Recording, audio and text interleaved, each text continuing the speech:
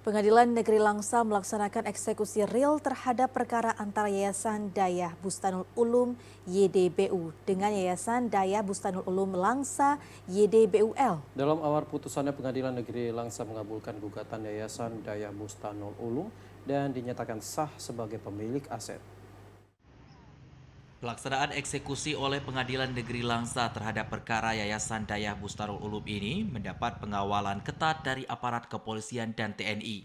Dalam amar putusannya, Pengadilan Negeri Langsa mengabulkan gugatan Yayasan Dayah Bustanul Ulum dan dinyatakan sah sebagai pemilik aset. Dalam putusan tersebut juga dinyatakan bahwa akta pendirian Yayasan Bustanul Ulum Langsa dan akta perubahannya juga dinyatakan batal demi hukum. Humas Pengadilan Negeri Langsa, Iman Haryo Putmana menyebutkan eksekusi terhadap perkara ini setelah adanya putusan peninjauan kembali, sehingga eksekusi putusan pengadilan yang telah memperoleh kekuatan hukum tetap tidak boleh ditunda pelaksanaannya. Kemenangan dari pihak YDBU sebagaimana perkara nomor 4 2018 secara hukum terhadap eksekusi tidak ada lagi alasan untuk dilakukan penundaan. Oleh karena itu, Ketua Pengadilan Negeri Langsa, yaitu Ibu Dini Damayanti, melalui penetapannya pada hari ini memerintahkan jajaran untuk melakukan eksekusi dengan berkoordinasi dengan pihak keamanan dari Polres Langsa. Terkait hal ini, kuasa hukum tergugat Yayasan Bustanul Ulum Langsa, Agam Isranaen Sandan mengatakan eksekusi tidak dilaksanakan sesuai putusan pengadilan, di mana sesuai putusan pengadilan seharusnya eksekusi real dilakukan ketika objek perkara dalam keadaan kosong, sehingga pihaknya juga akan menempuh jalur hukum yang dibenarkan. Ini di dalam objek tadi itu ada ratusan mahasiswa di Sekolah Tinggi Ilmu Kesehatan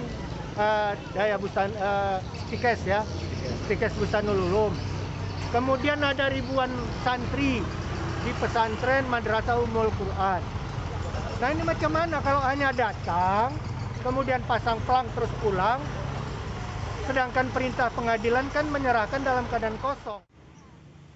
Sebelum pelaksanaan eksekusi, Pengadilan Negeri Langsa sebelumnya telah melaksanakan konstatering dan sita eksekusi, serta mengadakan rapat koordinasi yang melibatkan Polres Langsa, para geci di objek perkara, Babinsa, Babin Kamtibnas, wali santri, perwakilan guru, dan dosen, untuk menjamin kelancaran eksekusi sekaligus memastikan proses belajar setelah pelaksanaan eksekusi.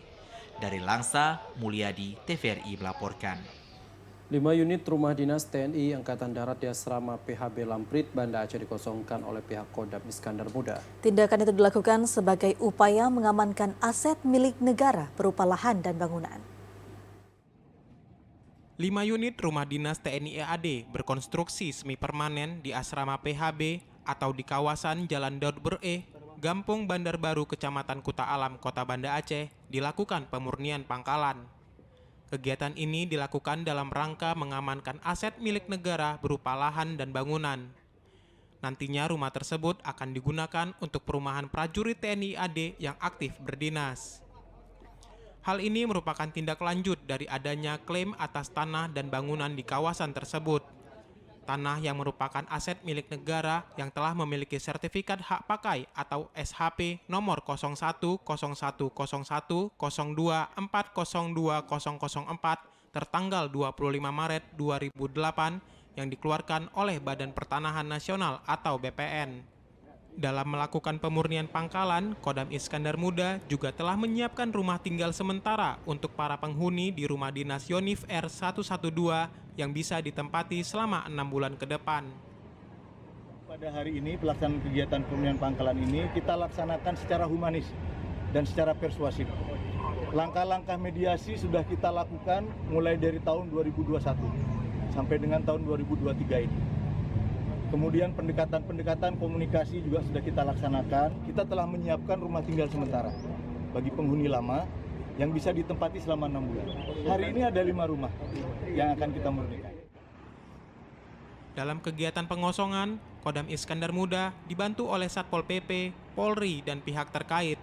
Selain itu, prajurit Kodam Iskandar Muda yang dikerahkan ke lokasi juga ikut membantu pengosongan rumah warga. Dari Banda Aceh, Hidayatullah, TVRI Aceh melaporkan.